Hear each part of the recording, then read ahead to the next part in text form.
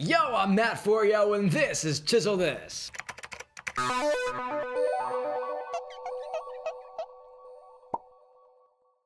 A lot has happened since the last time there was an epic rap battle of history. In almost 2 years' time, Nice Peter had a baby. Epic Lloyd released a digital show and an album. I released an album. I even made a new rap battle. If you think you're fire red, then I'ma leave you in ashes. Wow. And notably, ERB is now an independent show. That means that they're not contractually obligated to make any certain amount of these in a small window of time anymore. They're doing it out of passion, not necessity. And this is something much needed, as their struggles were sorely felt at the end of last season in January 2017. For everyone who's wondering if I've had any involvement in the upcoming season, the answer is no. And while I would love to be a part of it, I do consider the lack of an invitation a good sign. The mere fact that they had to look for help in the first place is a telltale sign that they were treating the rap battles like a job instead of a hobby. And sure, it is their job, but the output quality is contingent on a workplace environment that feels like it's not a job. And I hope that they're able to achieve that this upcoming season. But before they do, they've given us a little taste of what's to come in Elon Musk versus Mark Zuckerberg. And today we are critically analyzing its impact, its socio-political commentary, and the dichotomy between the two modern real-world innovators with differing visions for the future. If you just want to read what every line means, there's a Rap Genius and a wiki page for that. But our mission today is to decode what makes it dynamic, the writing and organization strategies, and how you can derive a lesson in content creation from it all. The theme that underscores this rap battle is world domination. Well, through technology instead of, total war. There's also a theme of keeping up with trends that is seen in the visuals and other references, and you'll notice that. Elon Musk appears to be this savant of the new age and has a life goal to take mankind where it has never gone before. Meanwhile, you have Mark Zuckerberg, who looks like some kid who accidentally got rich and powerful, but money can buy you out of social awkwardness. Now he's using his newfound power for digital innovation and appears to be more internally focused than the extraterrestrial dreams of Elon Musk. You have the classic epic Lloyd versus Nice Peter matchup, but Pete and Lloyd imitating modern humans leaves little room for drastic transformations in their appearance. It's the opposite treatment for characters with masks and costumes. As a result, you have Lloyd with hair. There's not much more you can do there, so they come up with lots of extra costumes and props to accentuate the character. On the flip side, Peter nails the Zuckerberg look and mannerisms. He does a great deed manipulating his voice too, as if there's a frog in his throat. It hurts to actually get the word out because it's just so painful for social interaction. The weight of how Peter transforms into Zuckerberg sure compensates for, toupee epic Lloyd. The beginning of this battle paints Musk as the hero king he builds himself up to be in the real world. Call me Musk. I'm here to help. Yeah. He thinks of himself as the superhero the world deserves, promising to take us to Mars and make us immortal, like Superman without the cape. This comes back later with how he neatly summarizes himself as James Bond and Tony Stark combined. Take a listen, there's some good sound effects throughout the whole battle, like with the flamethrowers, and Musk's brain chip, Brilliant innovation. even his taking off and landing. Man, when I'm conquering my space, platform only launches depression. Who put the... And there's vocal effects like bassy vocals for comedic emphasis on My musky Dutch cane. They give Musk a chance to be real meta by having him lift up the subtitles. Yeah, it's a way for him to prove that he's advancing technology so far that he can even alter the interface of the medium he's using to communicate with you.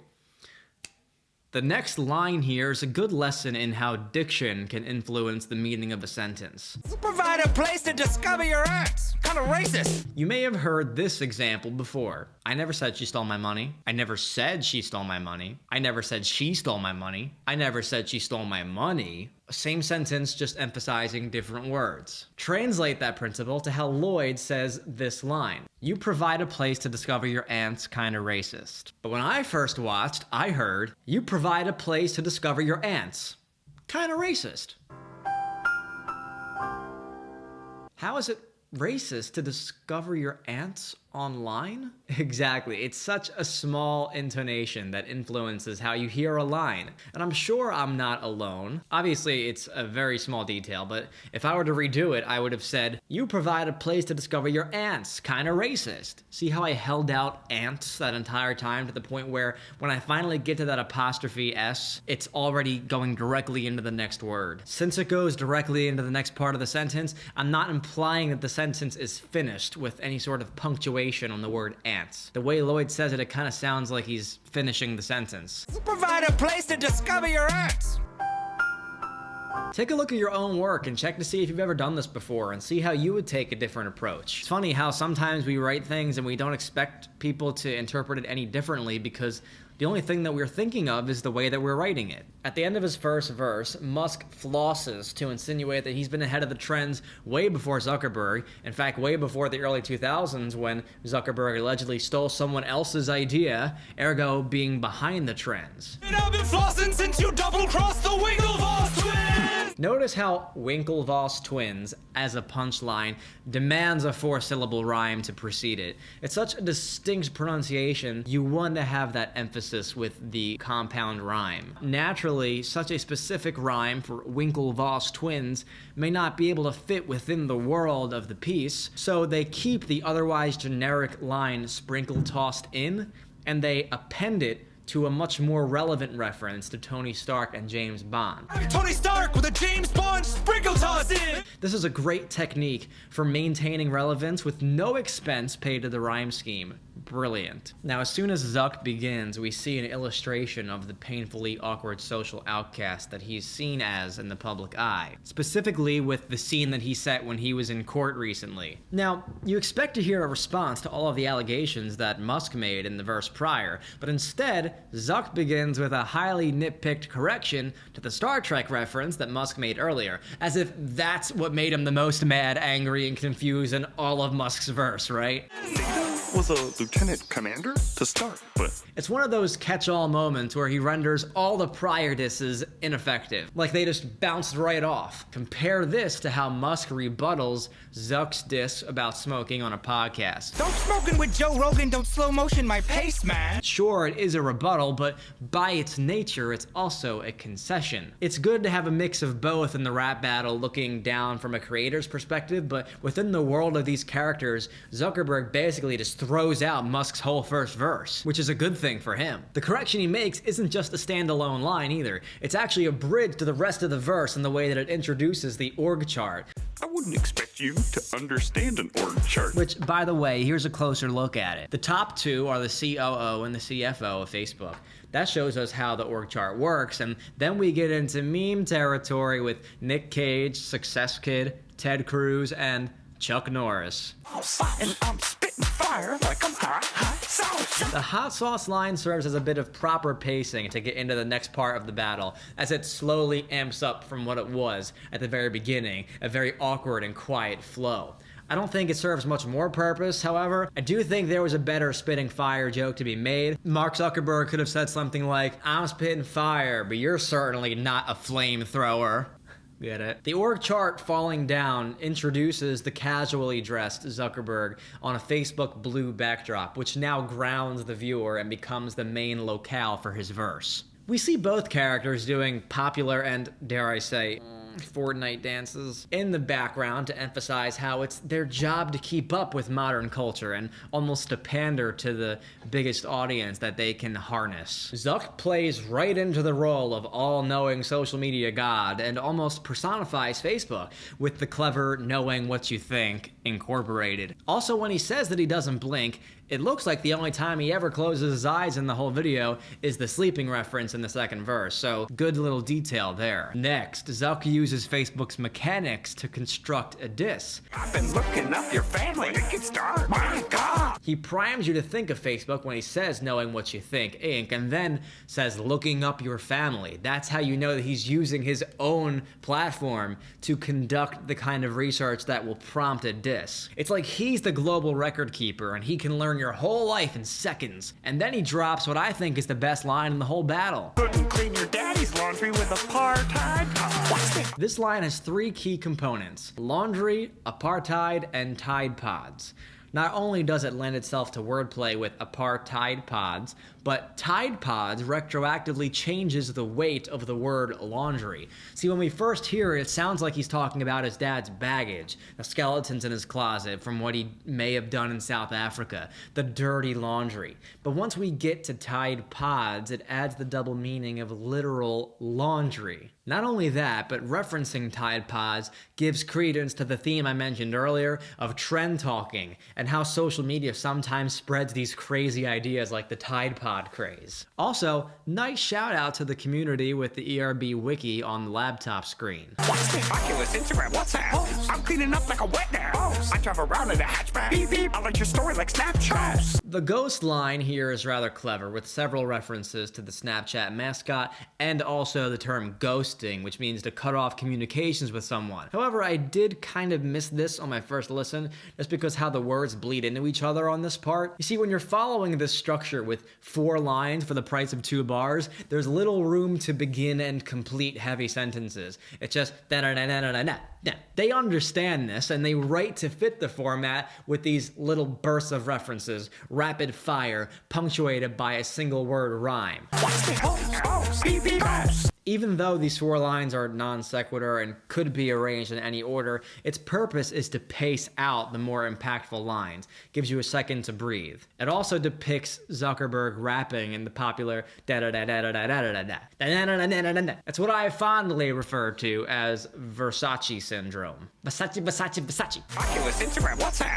Versace, Versace, Versace. You see, the unique thing about the rap battles is not only the fact that they portray these characters, but that they portray them rapping. That becomes an opportunity to project relevant trends upon them in ways that their real counterparts never would. They first portray Zuckerberg as this socially awkward stick in mud that plays into reality's role, but then they allow him to get loose with him doing these popular dances and rapping in these popular formats. It's a contextual gag that only exists in ERB. And I always say, when it comes to creating anything, search for and execute what is unique to you, your own unique voice, your own point of view, so that your creation, at the very least, is exclusive to you and could have only been made by you, whether it's good or bad. Elon, you're nothing but an attention-seeking outcast. Next, the synths drop out for this dramatic moment, where Zuckerberg really stares into your soul and gets real after a couple of playful references that he made. And your star is faded, like you, on a podcast. Star fading is a great concept here because of all the double meanings. You have a celebrity or a star fading out of the popular landscape, or a celebrity star in the Walk of Fame actually physically fading out. And then you have a celestial star in outer space fading at the end of its lifespan. Add on a double meaning to faded by referencing being high, and you have a nice mid-battle turning point. Don't smoking with Joe Rogan, don't slow motion my pace, man. Even though it's a rap battle, it is cool to give the rappers a chance to rap about themselves, so that for brief instances, this can act like the Elon Musk rap, and then he drops this cool rhyme scheme with dope smoking Joe Rogan in slow motion. Okay. And I'm guessing the face he's doing, it kind of looks like the face that he makes in the literal scene that they're referring to here. When I'm conquering my space, it's actual space, man. MySpace line is another great contender for best line, and not just because of how it references MySpace, but because of how the line itself exists in both of the characters' worlds. MySpace and outer space otherwise have nothing to do with each other until placed in the context of a rap battle between Elon Musk and Mark Zuckerberg. Now the two are comparable, and that is also unique to the ERB's franchise. I got a loan from the White House. Boom! Sent that shit straight to the moon. Now I'm taking mankind to Mars, but for your kind, man, I ain't got room. See how Musk creates a hypothetical scenario here. He's flying up to colonize Mars, and also notice the shadow on his face before he dodges a satellite, and then he actually becomes grounded on Mars as his new background for the remainder of his verse. On the Chisel This channel in the ERB Discord server, which is brand new, a user by the name of MetaMachine said, and I'll summarize here, the distance between Earth and Mars is 54.6 million kilometers, and in the rap battle it takes Elon Musk about 15 seconds for him to get there. If he was going at light speed, that would take him about 3 whole minutes, which means that Elon Musk is traveling several times faster than the speed of light. Another great double entendre that exists in both worlds is the word platform. Your platform only launches depression. For Musk, it's a platform that a rocket launches from. And for Zuck, a platform is a digital outlet on which to conduct business, being Facebook or Instagram, etc. Why don't you lean in and face mash my musky Dutch cane? Okay, I was waiting for the musky smell reference. Didn't disappoint. Another name-based pun I had thought of is if Zuckerberg said, "It's the tail of a market that I elongated, and when you go bankrupt, I'll have Elon gated." Fun fact, the way that social media has been able to monetize itself is by something known as a long tail market. As opposed to just throwing out an ad in the paper or on a billboard where everyone is seeing it, they have the opportunity to reach smaller sections of their audience, but also more specific ones because of tags and cookies and search results. They found a way to be seen by less people, ergo possibly making it cheaper, but also having the opportunity for the ad to be relevant to that group of people and have them more likely to patronize whatever the ad is about. Your site's got so many Russian bots, they should call it the social network. Someone on the ERB Discord server also pointed out that "niet" being Russian for no could also mean that Zuckerberg is doing no work, allowing all the bots to take over. If you wanted to join this ERB Discord, I'll put a link in the description. And also, if you want to talk to me directly and get chiseled yourself, you can join the Chiseler School, also linked below. And all of those members have their names on the bookshelf back here. Okay, little side tangent here. The way that they go into this final couplet bugs me just a little bit, and it's something ERB doesn't normally do. And what it does is it introduces a lone couplet after what feels like the end of the verse. And when I say feels like, I mean it objectively. Here's why. Time signature. 1 and 2 and 3 and 4. That's a line. 1 and 2 and 3 and 4. That's a couplet. 2 lines are a couplet, and 2 couplets are a quatrain. Most music is built on this time signature because it feels complete. It has a beginning and an ending. Also, because most instrumentals are composed this way. A mood is established for a single quatrain, it is repeated for the second quatrain, and then they add or remove something from the instrumental to change the mood and repeat that twice. Another 8 bars.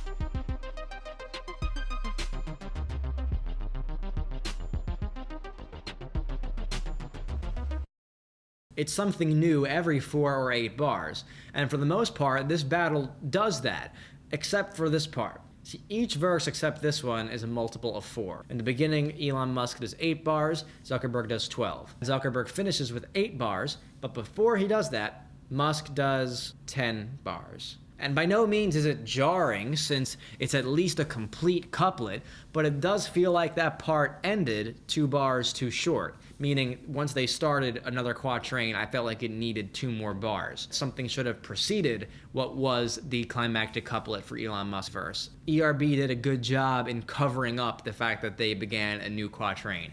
And this is why I bring it up for instructional purposes. See, if they didn't alter the beat where they did, it would presumably keep going, and then that would offset everything to the point where the climax of the instrumental would have actually landed 2 bars early, and Zuckerberg would have started rapping after the cooldown had already begun. A comparable example is in Captain Kirk's verse. He's actually pronouncing all of his words very awkwardly, and it's by design that they do this, but he actually prolongs his last line after the climax hits, and then they have to do who won, who's next, you decide. Listen to that, and it sounds jarring, however, by design. I'll double fist punch you, flame making bitch now. Take your genocidal ass off of my brain. In this scenario, however, as soon as Zuckerberg starts doing his rap, they rearrange the beat to fit the narrative. They alter the beat so that instead of going into 3 and 4, Zuckerberg begins his own new quatrain. They do this in the instrumental by dropping everything for a split second. There's no instrumental anymore. Your site's got so many Russian bots, they should call it the social network. Ooh, bots. I know AI gets you tweeting. And that's your mood changer to bring us back up to pace, to reinstate a new quatrain that begins at 1 bar. That's how they maintain the climax precisely 8 bars later. Cause this battle's like PayPal. You got So what I just described there was something that they did that would have normally bugged me, but also how they rectified and compensated for it and returned it to normalcy immediately instead of offsetting itself. I know that was a lot of mumbo jumbo, but really, it's just reverse engineering what would have felt awkward if they didn't manually fix it. And I want you to realize that structuring your raps 4 bars at a time helps tell the story, and also realize how misaligning yourself like they easily could have done will cause confusion for your listener. Ooh, bots. I know AI gets you tweeting. I read your feed while eating toast from Robot Morgan Freeman. Here, Zuckerberg capitalizes on how Musk is cautious and near scared of artificial intelligence. Musk even refers to Zuckerberg as non-human multiple times in the rap battle. Flush a sucker turd. You acted so robotic, Star Trek's like, we need Lieutenant Datavac. But for your kind man, kangaroo! Elf with no friends. Meanwhile, Zuckerberg's bragging that he's using AI to his advantage, and even feeds himself Musk's Twitter feed with the assistance of artificial intelligence. The things you're most scared of are the things I keep closest to home and harness the power of. Right here, Musk is so tired, he's singing triple. You're about to be CEO. Shit, he got fired. You see, I like when they have multiple iterations of the character on screen and they take turns rapping, but notice how right here, the attention is still on the main Zuckerberg when he instantly closes his mouth. You're supposed to look at the new Zuckerberg, but nothing points your eyes into that vector direction. He doesn't turn to direct your attention to the new guy until a few words later when they shift sizes. You're about to be CEO. Shit, he got fired. Now this just made me feel like it was a mistake more than a stylistic direction when I first saw it, because I'm looking at the guy rapping and then all of a sudden his mouth closes. The corner of my eye, I'm looking at the guy who comes in, but he's just a decoration. But he actually became the main attraction without my eye moving to him. Again, another really small thing, but if I were to suggest a solution, I would make their size change as soon as the new Zuck begins rapping. That way my eyes are drawn to where the new action begins. And I only bring this up because, you see, we watch the rap battles with the suspension of disbelief. Obviously, these two people are not rapping, but we suspend the notion that it is impossible and allow ourselves to believe that with the visuals and the lyrics that they've created, that it is possible. In doing so, we sacrifice our own control of the steering wheel and put it in their hands. So when I see something that feels off to me, it just feels like a mistake in that moment. And then you realize it wasn't supposed to be, but it removes the suspension of disbelief. It's like, something went wrong there. And you never want to have that when you're making a video, because the more that you can induce the listener and the viewer under your spell, the more emotionally connected they will be with you. In the event that that sticks in one person's head and they actually wind up fixing something for the better in their video, then that entire little tirade would have been worth it. Okay? You got all these companies, but they're incomplete. I've got one and I fold money. Incomplete. This line speaks for itself and also jives really well with the drums in the background. Nice wordplay on incomplete. It makes me feel like they are including really clever stuff for folks like me to complement the more obvious stuff. Cause this battle's like PayPal. You got Great acting on the end part as well. You know, when you're keeping your brows and eyes very still by design, the personality has to shine somewhere, and it comes from the curled lips that he does at the end there. And that does it for the latest ERB. Now, let's make a deal. If you want me to chisel all of the Season 6 battles when they arrive next spring, I'm gonna need a favor. Leave a comment with a compound word or phrase that has a really obtuse rhyme scheme, just like Winklevoss twins. And I'll come up with rhymes for them, put it in a rap, and debut it here on the channel as soon as it's done. If you need something to keep you busy until next spring when the rap battles debut, well, have a listen at my latest album, check out my latest rap battle, and connect with me on Twitter and in the Chiseler's School. I'm Mat4yo, and that's all for yo today. So my story and persona only changing clothes, but I don't need no master ball and throw it catching clothes. Like I did Team Rocket, I'm gonna blast you to space, cause I think you look better with a cap in your face. If I didn't talk